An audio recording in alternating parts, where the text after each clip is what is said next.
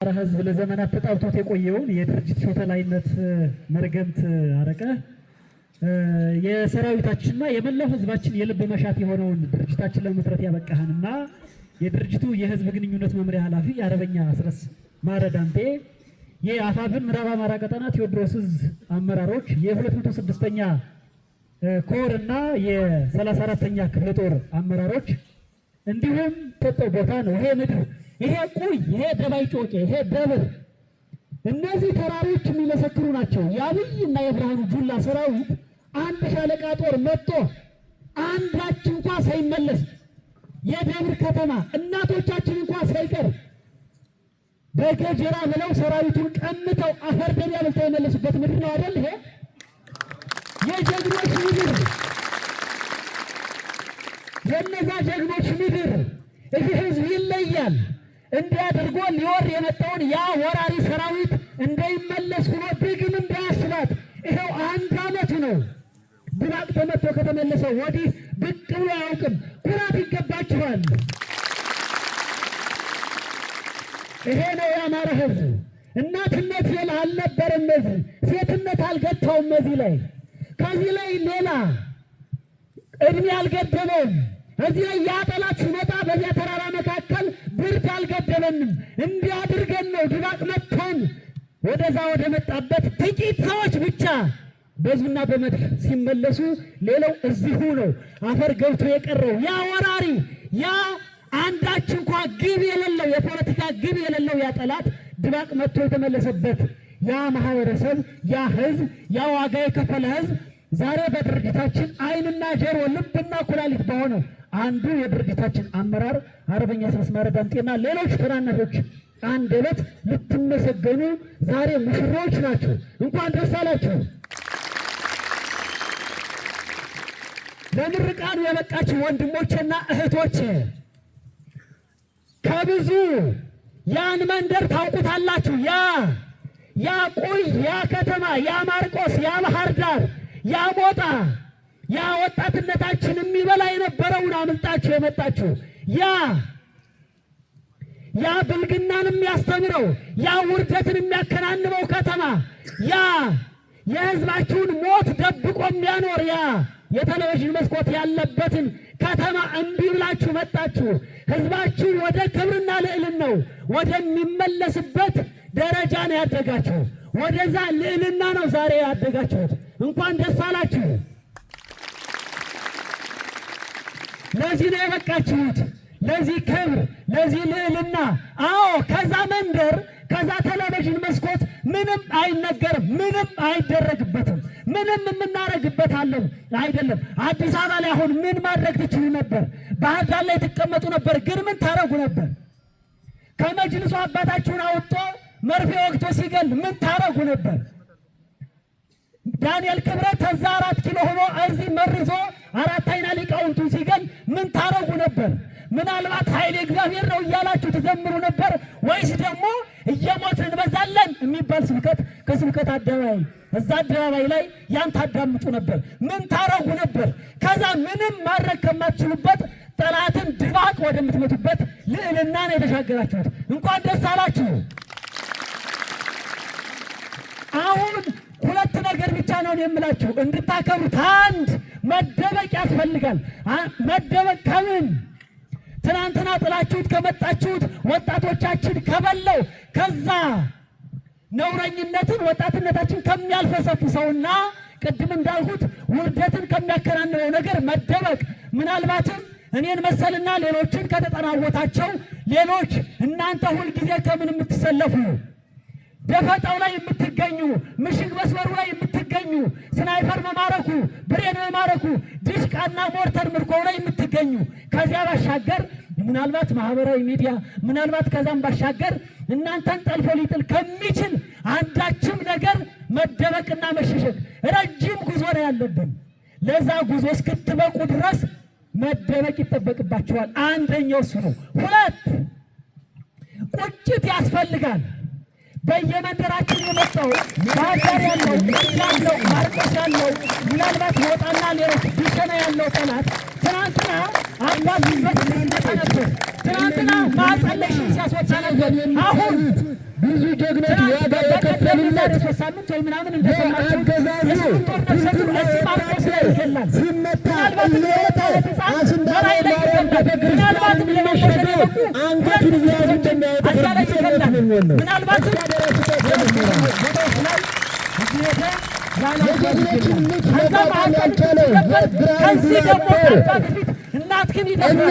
እምነታችንን ፈርተን አክብረን ያዝነን እነሱ ግን ሮጠው በመግባት ያወድማል። ቁጭት ያስፈልጋል። እሱን ጉረሮውን አንቆ ከምድረ ገጽ ማጥፋት ህዝብህም ከሌሎች ህዝቦች ጋር በኩል የሚታይበትን ስርዓት ማንበር ከእናንተ ይፈልጋል። ስለዚህ አንዳች እልህ፣ አንዳች ቁጭት በውስጣችን ማደር ይጠበቅበታል። እሱን ያደረግን ጊዜ ስርዓት ከወንድሞቻችንና እህቶቻችን ጋር አንዳች ስርዓት አምጦ መውለድ ብቻ አይደለም፣ እሱን አጽንቶ ማኖር የሚችል ኃይል መገንባትና መሆን በዚያ ልክ መሰራት ያን ያክል የሚገድ አይደለምና በቁጭት በልህ ወደ ሰለጠናችሁበት የተከበረ የተቀደሰ ዓላማ እንድትሸጋገሩ ነው ማሳስበው። ክብር ይስጥልኝ። አመሰግናለሁ። ቅድም አርበኛ ጎጃም ስለተናገረው በይፋ ይቅርታ ልጠይቃችሁ። ከነበርኩበት ቦታ ዛሬ ነው የተነሳሁትና በጣም ለረጅም ሰዓታት ስላስጠበቅኳችሁ አክብራችሁኝም ስለጠበቃችሁኝ በእጅጉ አመሰግናለሁ። ይቅርታ ማለትም እፈልጋለሁ። በጣም ድንቅ ነገር ነው ያየሁት። ይሄ ስልጠና ይሄ መድረክ እንዲዘጋጅ እዚህ እንዲደርስ ከጀርባ የደከማችሁ ብዙ ወንድሞቻችን እንዳላችሁ እረዳለሁ። ዛሬ ከፊት ለፊታችን የምናየው ድምቅ ያለ ነገር በብዙ ውጣ ውረድ፣ በብዙ መከራ፣ በብዙ ጭቅጭቅና ስቃይ ነው እዚህ ያደረሳችሁት። ስለዚህ የ24ኛ ክፍለ ጦር አመራሮች በአማራ ፋኖ ብሔራዊ ንቅናቄ ስም ከፍተኛ ምስጋና ለእናንተ በቅድሚያ ማቅረብ እፈልጋለሁ። ይህን ስልጠና ለዚህ ስላበቃችሁ ተመራቂዎች፣ ብዙ ጊዜ እንደምናገረው ይሄ ትውልድ እድለኛ ትውልድ ነው። ከኛ ቀደም ያለው ትውልድ ኢቭን እኛም ጭምር ይሄንን እድል አላገኘ ነው። ከህዝባችን ጋር ከእናቶቻችን ጋር ስቃይ ከሚከፍለው ዋጋ ከሚከፍለው ህዝብ ጋር ምድጃ ዳር ቁጭ ብሎ የሚያለቅስ ወጣት ነው የነበረው ላለፉት በርካታ አስርት ዓመታት።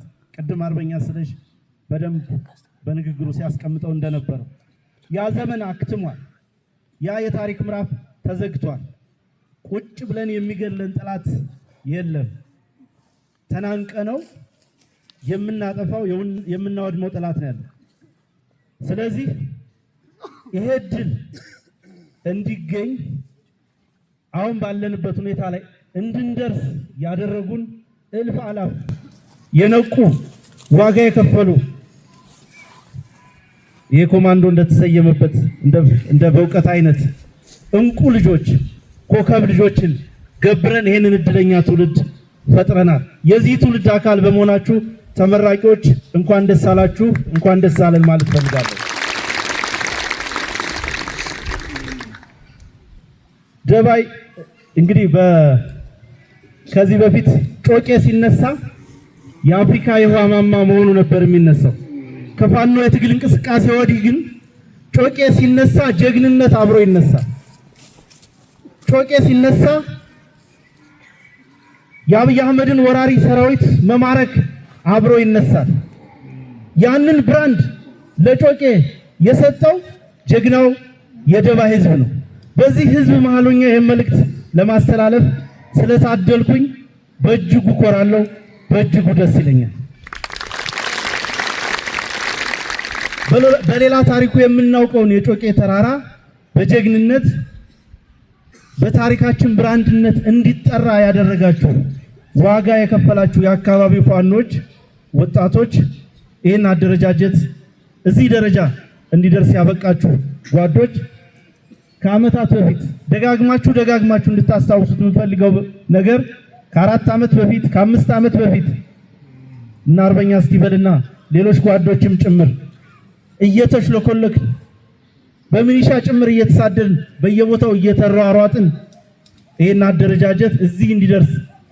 ያደረግንበትን ድካማችንን ፍሬ እንዲያፈራ ስላደረጋችሁ ተግባራችሁ በታሪክ ፊት ዘላለሙን የሚታወስ ነው የሚሆነው።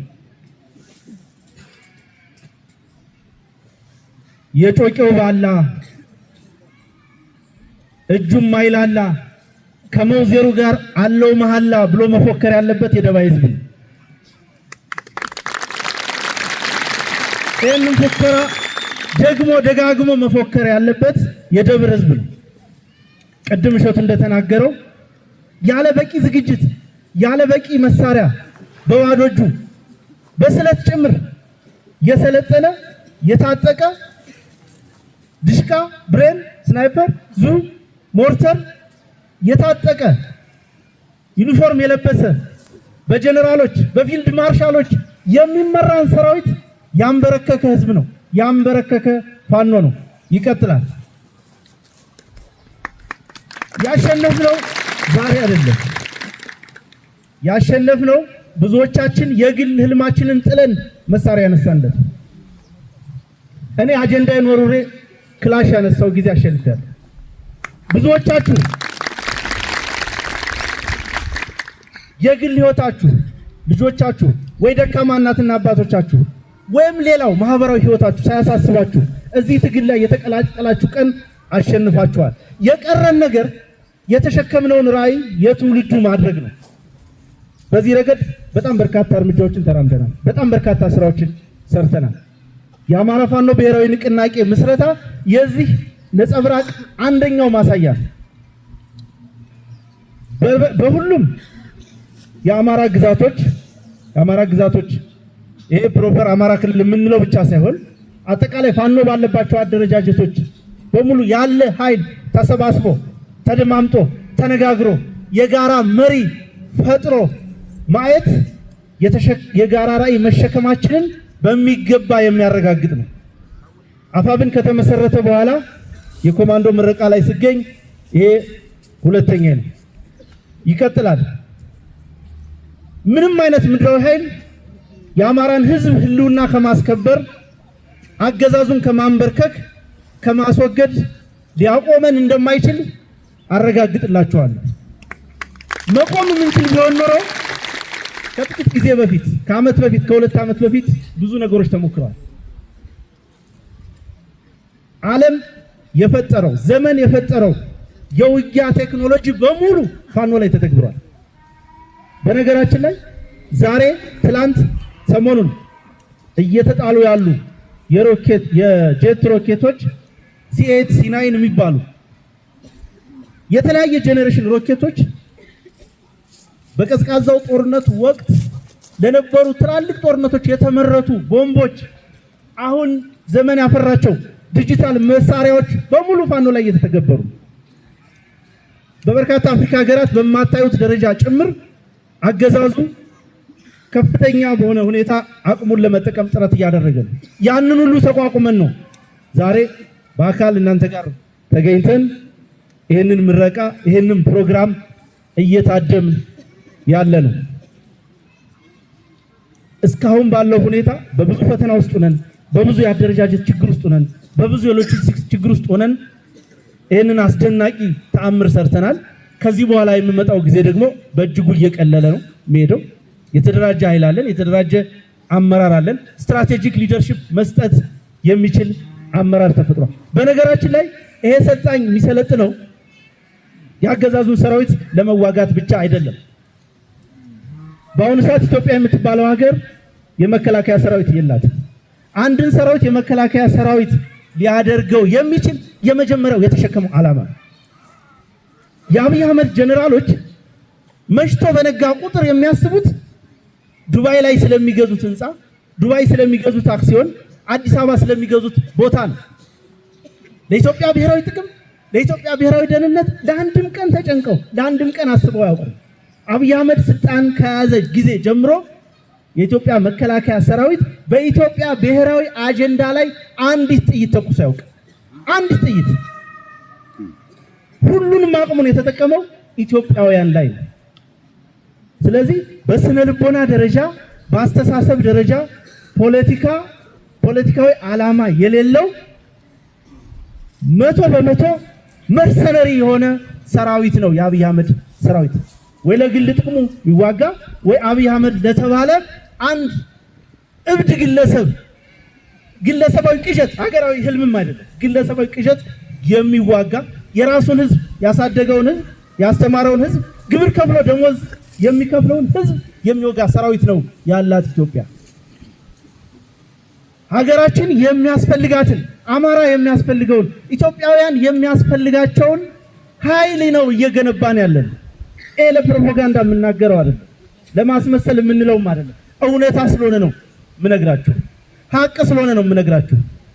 ምስራቅ አፍሪካ በአብይ አህመድና በሌሎች መልክዓ ፖለቲካዊ ተያያዥ ምክንያቶች ላለፉት 7-8 ዓመታት የተወሳሰበ ጦርነት ውስጥ ነው ያለው። ይሄ ጦርነት አሁንም ይቀጥላል። የብልጽግና አገዛዝ ስልጣን ላይ እስካለ ድረስ ከዚህ በፊት ስገጥ ሰምታችሁ እንደሆነ ፋኖ የምስራቅ አፍሪካን የመከራ ቀንበር ብቻውን የተሸከመ ኃይል ለጉራ አይደለም። ይሄንን የምንለው አገዛዙ የአማራ ህዝብ የሬዚስታንስ ጦርነት ያለመጥፋት ጦርነት ባይገጥመው ኑሮ እየዞረ ሁሉንም ሀገራት ይተነኩሳል። እየዞረ ሁሉንም ህዝብ ላጥፋ ብሎ መነሳቱ አይቀርም። እኛ ለነጻነታችን በምንከፍለው ዋጋ በምናደርገው ተጋድሎ እግረ መንገዱን የአፍሪካ ቀንድ የኃይል ሚዛን እንዲጠበቅ ማድረግ ችለናል። ድርጅታችን የአማራ ፋኖ ብሔራዊ ንቅናቄ ወደፊት በሚሰራቸው እስካሁንም በሰራቸው የዲፕሎማሲና የፖለቲካ ስራዎች ደግሞ አማራጭ ኃይል ለኛ ብቻ አይደለም፣ ለአማራው ብቻ አይደለም፣ ለሌላው ኢትዮጵያዊ መኖር ጭምር ዋስትና የሚሆን ኃይል በመገንባት ሂደት ላይ ነን። ስለዚህ የኃይልና የፖለቲካ ማዕከላችን የጋራ አመራር ያለው በአንድ ማዕከል የሚመራ ሴንትራላይዝድ የሆነ ሊደርሺፕ የሚሰጥበት ማድረግ ችለናል። ያለማንም ድጋፍ በየትኛውም የትግል ታሪክ ተደርጎ በማይታወቅ ሁኔታ በራሳችን ህዝብ መሃል፣ አርሶ አደር መሃል በራሳችን አቅም በራሳችን ተነሳሽነት በአንድ ክላሽ በሁለት ክላሽ በሶስት ክላሽ ተነስተን ዛሬ የምታዩትን ትጥቅ መድረስ ችለናል። ይሄንን ይዘን በመደማመጥ በመነጋገር በመግባባት በመተሳሰብ አቆርቋዦችን የሶሻል ሚዲያ አርበኞችን የብልጽግና የደህንነት መዋቅር ሳይበግረን መደማመጥ ከቻል በጥቂት ጊዜ ውስጥ ተአምር ማሳየት እንችላለን። አብዛኞቹ የትጥቅ ትግሎች እንከን የሚገጥማቸው የመጀመሪያዎቹ ዓመታት ላይ ነው፣ የመጀመሪያዎቹ ፌዝ ላይ ነው።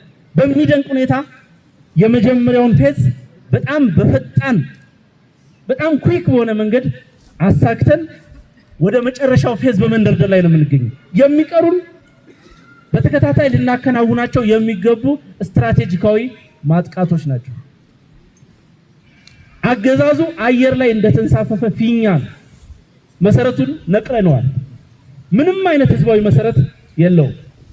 ምንም አይነት በምርጫ ጭበርብሮ መንግስትነቱን መቀጠል እንዳይችል እንኳን እንዳያችሁት በመላው አማራ ህዝቡ ያለማንም ቀስቃሽነት በራሱ ፍላጎት በራሱ አደረጃጀት በነቂስ ወጥቶ ገዳዮችን በምርጫ ካርድ ስልጣናቸውን እንዲያራዝሙ አንፈቅድም የሚል መልእክት አስተላልፏል። እኛ የህዝብ ልጆች ነን። ህይወት የምንሰጠው መስዋዕትነት የምንከፍለው የህዝብን ፍላጎት ለማሳካት ብቻና ብቻ ነው። ስለዚህ የአማራ ህዝብ የማይፈልገው ምርጫ የአማራ ህዝብ ገዳዩ በስልጣን እንዲቆይ የሚያስችልን ምርጫ እንዲደረግ እስካልፈቀደ ድረስ በየትኛውም ሁኔታ በማንኛውም መንገድ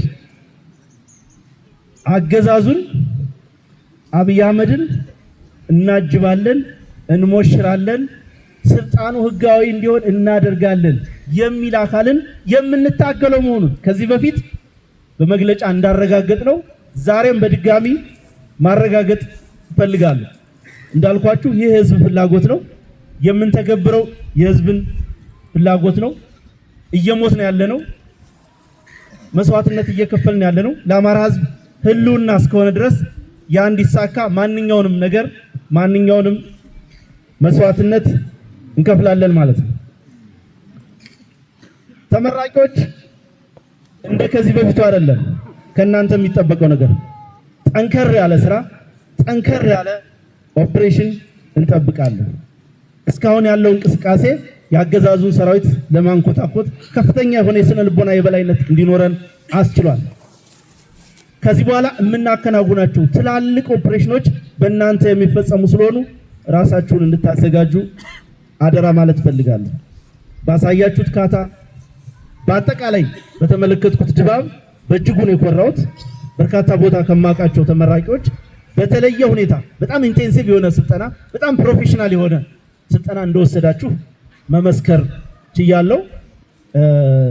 ለፕሮግራሙም በመገኘቴ በእጅጉ ኮርቻለሁ። በድጋሚ እንኳን ደስ አላችሁ ማለት እፈልጋለሁ። የኖርነው በህዝብ ነው፣ የምንኖረውም ለህዝብ ነው።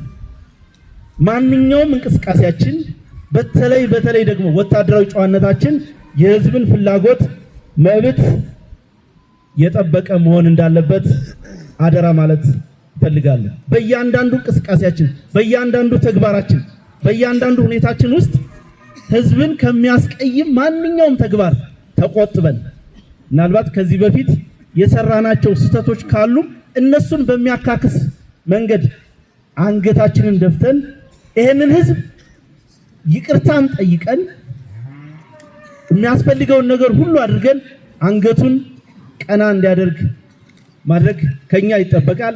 ይህ ይሆን ዘንድ የአማራ ፋኖ ብሔራዊ ንቅናቄ ከፍተኛ አመራር ማንኛውንም ግዴታውን ይወጣል። በቂ ሊደርሽፕ፣ በቂ አመራር ይሰጣል። በድጋሚ በአማራ ፋኖ ብሔራዊ ንቅናቄ እና በከፍተኛ አመራሮቹ ስም እንኳን ደስ አላችሁ ማለት ፈልጋለሁ። አመሰግናለሁ።